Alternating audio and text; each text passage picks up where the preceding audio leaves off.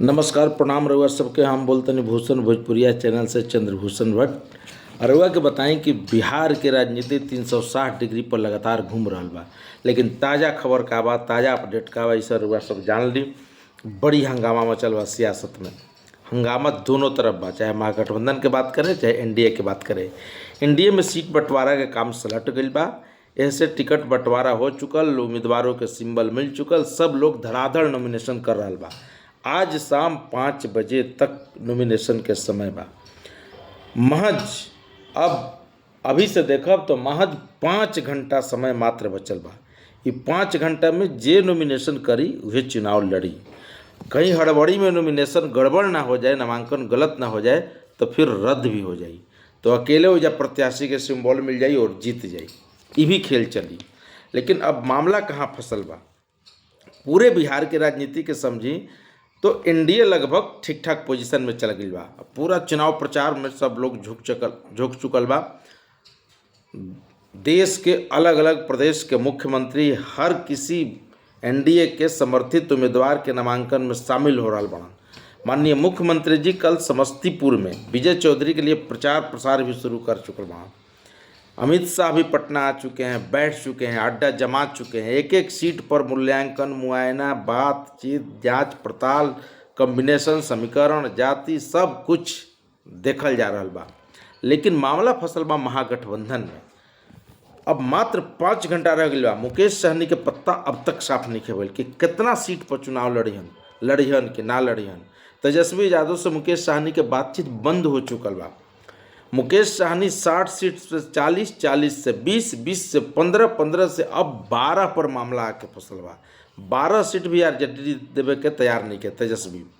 जौन तेजस्वी मुकेश सहनी जौन पिछला बार 2020 में चुनाव लड़ल रहन सिमरी बख्तियारपुर से, वहाँ महबूब अली कैसर के बेटे राजद से वर्तमान में सिटिंग विधायक है, उनको फिर से सिंबल दे दिया गई बा। यही से मुकेश सहनी नाराज बाड़न। मुकेश सहनी अपन वो सीट चाहतन जौना पर उन पर जीत कॉन्फिडेंस हो सके, और दूसरा वादा चाहतन कि हमरा के उप मुख्यमंत्री के घोषणा कर दिया जाओ। एकरा पक्ष में ना कांग्रेस बा, ना माले बा, ना राजद बा। यही में पेच फसल बा। मुकेश सहनी लगातार प्रेस कॉन्फ्रेंस हर 2-2 घंटा पर ऐलान करके टाल रहल बड़न, कहीं कुछ हो जाओ, कहीं कुछ हो जाओ। कल अमित शाह से मिले के चर्चा रहे, लेकिन मुलाकात ना भइल अमित शाह से। अब कोई ऑप्शन उनका पास नहीं थे। यही ही ऑप्शन बा, अगर बीजेपी में जाए के बाद तो एगो राज्यसभा पद मिली, और बाद अगर मान जीव तो ठीक बा, आ नइखे अगर जाए के तो यही महागठबंधन में रह के कुछो सीट हासिल कर लो, नहीं तो उहो ना मिली। ई कंडीशन पर आ चुकल बा मुकेश सहनी। बहुत बड़ा तिस्मार खान बन राजनीति ओकरा को वही तरीके से घुमा देवेला। ई हालात हो गई बा। उपेंद्र कुशवाहा मान चुकल बन, अपन पत्नी के स्वयं वोट सिंबल दिलन। देखिए राजनीति के विषाद। बीजेपी कहती है भाई भतीजावाद वाली पार्टी से हम लोग दूर हैं, कुछ नहीं है। इनके घटक दल जितने हैं, मांझी जी अपने बहू, बेटा, समधिन सब राजनीति में लटपटाइल बा। अभी बहू और समधिन के टिकट भी दे चुकल। उपेंद्र कुशवाहा अपने तो बड़े बड़ बेटा और औरत के लावे खातिर परेशान रहना, औरत के सासाराम सीट से उतार भी दिलन। अब बेटा के एमएलसी बनई हम, इहो तय बा। 2026 में अपन राज्यसभा तय करा ले बड़न, तभी उपेंद्र कुशवाहा 6 सीट पर मनला हन। तो सब अपन जोड़ तोड़ के खेल खेल रहा बा। कांग्रेस में भी कई सीट फाइनल नहीं खे, चाहे बेनीपुर हो, जाले हो, जहाँ से ऋषि मिश्रा के तेजस्वी लड़ावल चाहत रहन, और जाले पर वीआईपी अपन उम्मीदवार देवे के चाहता। ये तमाम अटकल लगातार चल रहा बा। बड़ा फाइट हो गई बा। ताज़ा अपडेट बा कि अमित शाह नीतीश कुमार से मिले गए बन। कल बयान दिलन कि मुख्यमंत्री हम नहीं विधायक बनाते हैं। बात भी सही है। और तब पूछा गया कि भाई मुख्यमंत्री आप घोषित नहीं कर रहे हैं तो आपका ज़्यादा सीट हो जाएगा तो आपका मुख्यमंत्री हो जाएगा। बोले अभी भी मेरा ज़्यादा है, मुख्यमंत्री नीतीश कुमार है। अमित शाह की बात तो एकदम पते की है। खड़ाक दे एकदम डंके के चोट पे बोलते हैं और पटाक दे लगता है। लेकिन मीडिया में उनका इतना ही बयान वायरल करके चलाया जा रहा है कि मुख्यमंत्री को हम कौन होते हैं बनाने वाले, जो विधायक जनता मतलब मुख्यमंत्री हम नहीं बनाएंगे, ये करके फैलाया जा रहा है। लेकिन वो पूरा सच्चाई नहीं है। पूरा सच्चाई उनके पूरे बयान को आज तक के इंटरव्यू पर देखिएगा जा करके, तो बताएंगे कि कैसे हम जिनके नेतृत्व में चुनाव लड़ते हैं वही मेरा मुख्यमंत्री होता है, वही सब कुछ होता है। और हर नेता कह चुके हैं। फिर भी एक लड़ाने की साजिश विपक्ष तो कुछ ना कुछ कर ही न, ओकरा कोनो मुद्दा थोड़े बा, कुछ ना कुछ करते रही।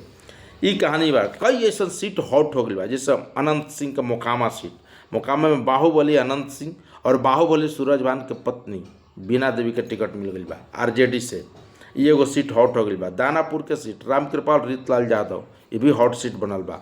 इस तरह से कई गो सीट बढ़ुए जो हॉट हो गई बा। माननीय मुख्यमंत्री इस बार 4 मुस्लिम कैंडिडेट दिए हैं। अब चर्चा है मीडिया से लेकर के आम जनता है कि मुस्लिम से क्या मुख्यमंत्री जदयू का क्या मोह भंग हो गया है, क्या इसलिए उनको कम टिकट दिया गया। इधर राजद ने तेज प्रताप की साली, जो तेज प्रताप यादव उनके भाई हैं, वो पार्टी परिवार से दूर हैं, अपना पार्टी बना करके 21 उम्मीदवार उतार के कल महुआ से अपन आजी के तस्वीर लेके, यानी दादी के तस्वीर लेके, मछरिया देवी के तस्वीर लेके नामांकन कैला हन।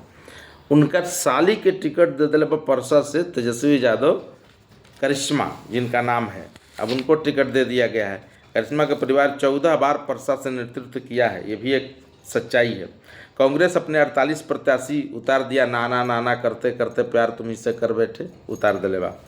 दूसरा बात का बा, मधेपुरा से बड़ा हॉट लड़ाई हो गई। मधेपुरा में जिले के चारों सीट पर राजद और जदयू दोनों आमने सामने आ गई बा।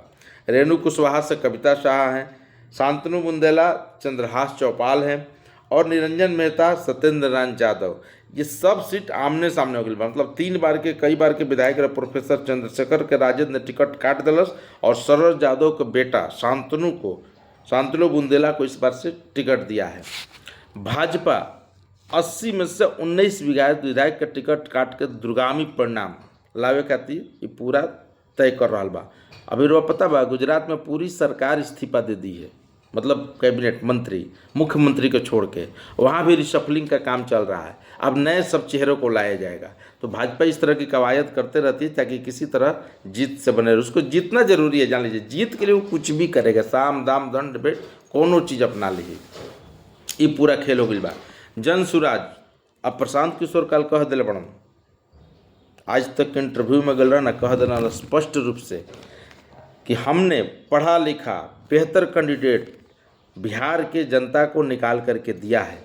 पहले बिहार की जनता के पास कोई विकल्प नहीं था, 2 ही लोगों के पास चुनना था, अब तीसरा विकल्प हमने दिया है। अब 3% जनता को तय करना है कि हमको हत्यारा को चुनना है, हमको माफिया को चुनना है कि हमको डॉक्टर को चुनना है। या सम्राट चौधरी के बारे में बोले, वो हॉट सीट बना हुआ सम्राट चौधरी का भी, क्योंकि दोनों उप मुख्यमंत्री लड़ रहे और जहाँ जहाँ से जन सुराज के प्रत्याशी लड़ रहा है सब जगह यही हालात है।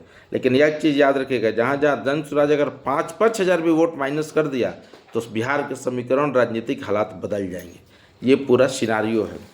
जातीय वर्गीय समीकरण सब कुछ के ध्यान में रख कर के भाजपा तो तमाम चीज़ के ध्यान में रख कर टिकट बंटवारा कैले बा। अलौली में भी इस बार त्रिकोणीय मुकाबला हो गई बा। जसराज पासवान, सचिंद्रा शाह और राम वृक्ष सदा, ये तीनों के बीच में हो गई बा। जदयू अपने 101 प्रत्याशी की सूची जारी कर दिलस, लोजपा भी जारी कर दिले बा। मेन पेच अभी भी फसल बा महागठबंधन में। कांग्रेस अभी पूरा निखे जारी कैले, मुकेश सहनी के कुछ हते पता नहीं चला, तब का करियन का न चरियन। अच्छा, सम्राट चौधरी फिर से डिलीट के उपाधि उसी हलफनामा में दायर किए हैं, जिस पे वो कहते हैं कि हम पीएफसी किए हैं, जिसको पटना में पीएफसी का फुल फॉर्म सम्राट चौधरी को फोटो लगा के बना रहा सब पटना फ्राइड चिकन, और उस रूप में उसको देखा जा रहा है। तो यहाँ तो पूरा ये कारोबार चल रहा है। राजनीति बड़ा दिलचस्प है। पेपर देखो नहीं तो सब पेपर रंगल बा। एगो राजनीतिक खबरें पेपर में 8-8 पेज में इस समय छाया हुआ है, चूँकि पूरी चर्चा राजनीति की ही है। तो बड़ा दिलचस्प चुनाव हो गई बा। अब देखिए कितना विधायक के संपत्ति बढ़ल, कौन पिस्टल के शौकीन है, कौन सोना के शौकीन है, कितने विधायक के जो प्रत्याशी मान उनकर पति से ज़्यादा पत्नी के पास धन संपदा है। तो ये तमाम चीज़ें हैं। तो राजनीति और शरबात सब कुछ का खेल चल रहा है। किसका पलड़ा भारी होगा, किसका पलड़ा हल्का होगा, ये देखने वाली बात है। योगी आदित्यनाथ जी की एंट्री हो गई बा, वो भी बड़ा एक बुरका के और वोट का विकास का, वोट बुरका के आड़ में विकास बाधित न हो, इसको भी ध्यान रखना है। योगी आदित्यनाथ जी पूरा एकदम हिला कर रखल काल से चुनाव प्रचार उनकर शुरू हो गई बा, आज भी बांडू। तो अलग अलग जगह पर कार्यक्रम चल रहा बा। चुनावी राजनीति बड़ी विषाद पर बड़ी खेल सहमात चल रहा बा। नीतीश कुमार से मिले अमित शाह बन और वह सब देखते रहें। धन्यवाद, नमस्कार। लाइक सब्सक्राइब जरूर करते रहिए। इस तरह की नई नई खबरें आपको हम अपडेट करते रहेंगे।